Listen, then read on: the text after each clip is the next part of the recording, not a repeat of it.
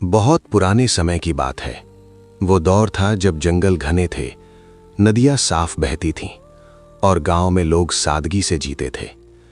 लेकिन इंसान की लालच तब भी उतनी ही थी जितनी आज है। एक छोटे से गांव में एक गरीब लकड़हारा रहता था जिसका नाम अहमद था। वो रोज सुबह उठता, जंगल जाता, लकड़ियां काटता और बाजार में बेचकर 2 वक्त की रोटी कमाता। उसके पास न बड़ा घर था न खेत खलिहान, बस एक छोटी सी झोपड़ी और एक वफादार पत्नी फातिमा जो घर संभालती और बच्चों को पालती। बच्चे छोटे थे लेकिन उनके सपने बड़े। अहमद हमेशा कहता, एक दिन हमारा भी अच्छा समय आएगा, अल्लाह पर भरोसा रखो। लेकिन गरीबी ने उनके जीवन को जकड़ रखा था। जंगल की लकड़ियां कभी कभी बिकती, कभी नहीं। सर्दियों में ठंड से ठिठुरते, गर्मियों में पसीने से तरबतर।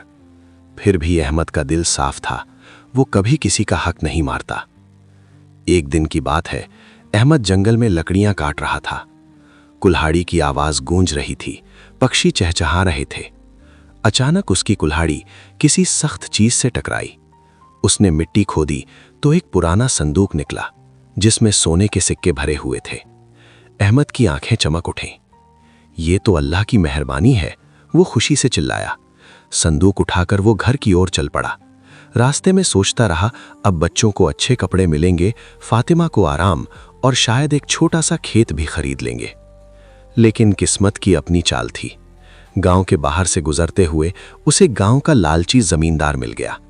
जमींदार का नाम था खालिद, जो गांव का सबसे अमीर आदमी था।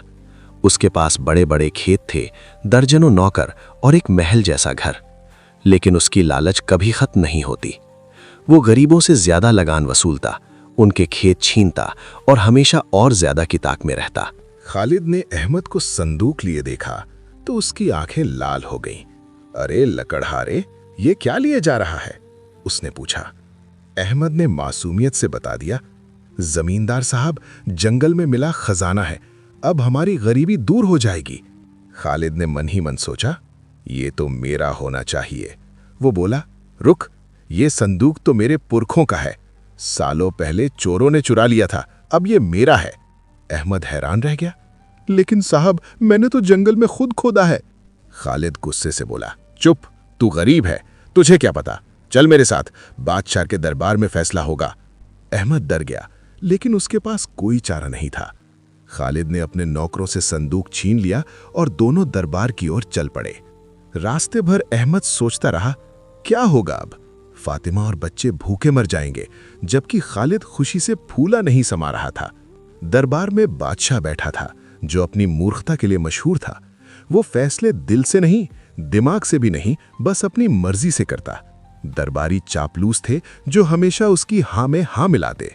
खालिद ने दरबार पहुंचकर शिकायत की, जहांपना, इस लकड़हारे ने मेरा खजाना चुराया है, ये मेरे पुरखों का है। अहमद ने रोते हुए कहा, नहीं हुजूर, मैंने जंगल में पाया है। बादशाह ने बिना सोचे फैसला सुना दिया, खजाना जमींदार का है, क्योंकि वो अमीर है और पुरखों की बात कर रहा है। लकड़हारा गरीब है, शायद चोरी की होगी, इसे सजा दो। अहमद का दिल टूट गया। वो रोते हुए बोला, हुजूर, कसूर तो उस कुल्हाड़ी का है जिससे मैंने मिट्टी खोदी, अगर कुल्हाड़ी ना होती तो संदूक ना निकलता। बादशाह हंस पड़ा, सही कहा, कुल्हाड़ी बनाने वाले को पकड़ो, लकड़हारे को छोड़ दो। दरबार में हंसी छूट गई।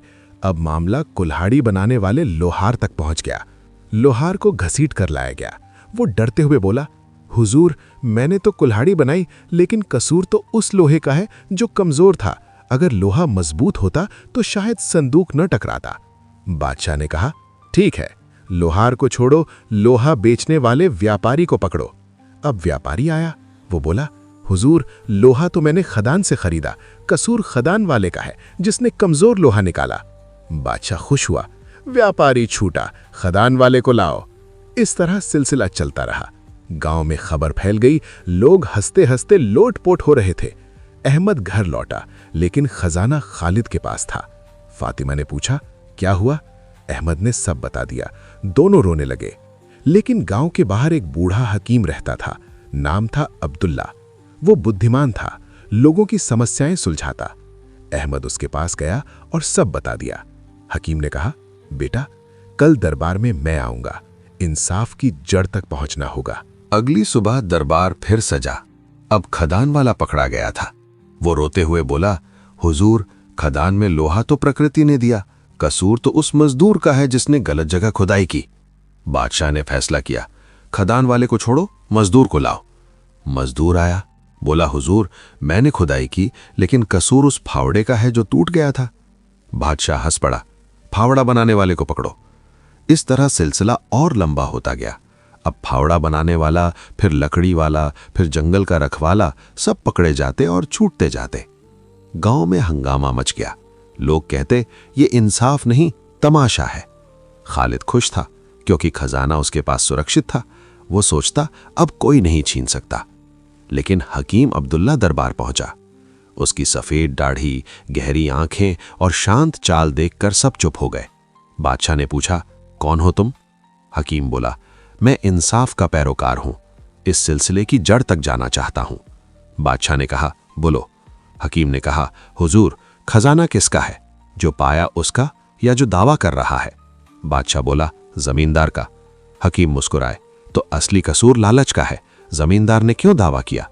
क्योंकि उसके दिल में गरीब का हक मारने की नीयत थी। दरबार सन्न। खालिद घबरा गया। हकीम ने जारी रखा, चलिए जड़ तक जाते हैं। जमींदार की लालच कहां से आई? उसके पिता से, जो हमेशा ज्यादा कमाते थे। पिता की लालच गांव के पुराने रिवाज से, जहां अमीर गरीबों को दबाते हैं। बादशाह हैरान, तो क्या करें? हकीम बोला, सबसे पहले जमींदार को पकड़ो, क्योंकि उसने झूठ बोला। खालिद चिल्लाया, नहीं, मैं निर्दोष हूं। लेकिन सिपाही उसे पकड़ने लगे। अब सिलसिला उल्टा चलने लगा। जमींदार बोला, कसूर मेरे नौकरों का है जो मुझे गलत सलाह देते हैं। बादशाह ने नौकरों को पकड़ा। नौकर बोले, कसूर गांव के सरपंच का है जो हमें डराता है। सरपंच आया, बोला, कसूर कानून का है जो अमीरों को फायदा देता है। इस तरह मामला गांव की व्यवस्था तक पहुंच गया। हकीम देखता रहा। रात हो गई, लेकिन दरबार नहीं उठा। लोग थक गए, लेकिन उत्सुकता बनी रही। अहमद घर पर फातिमा से कह रहा था, हकीम साहब कुछ करेंगे। बच्चे भूखे सो गए। अगले दिन फिर दरबार। अब कानून बनाने वाले वजीर पकड़े गए। वजीर बोले, कसूर बादशाह का है जो गलत फैसले करता है। दरबार में सनसनी। बादशाह गुस्से से लाल, लेकिन हकीम ने कहा, शांत हो जाइए, असली जड़ समाज की असमानता है। तीसरे दिन दरबार में तनाव था। हकीम अब्दुल्ला ने कहा, हुजूर, अब फैसला करने का समय है। खजाना अहमद का है क्योंकि उसने मेहनत से पाया। जमींदार की सजा ये कि वो अपना आधा खेत गरीबों में बांटे। बादशाह सोच में पड़ गया। खालिद रोने लगा, मैं गलत था, लालच ने अंधा कर दिया।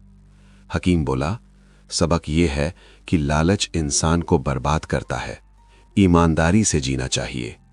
बादशाह ने फैसला सुना दिया, खजाना अहमद को दो, जमींदार को सजा, और गांव में नया कानून बने जहां सब बराबर हों।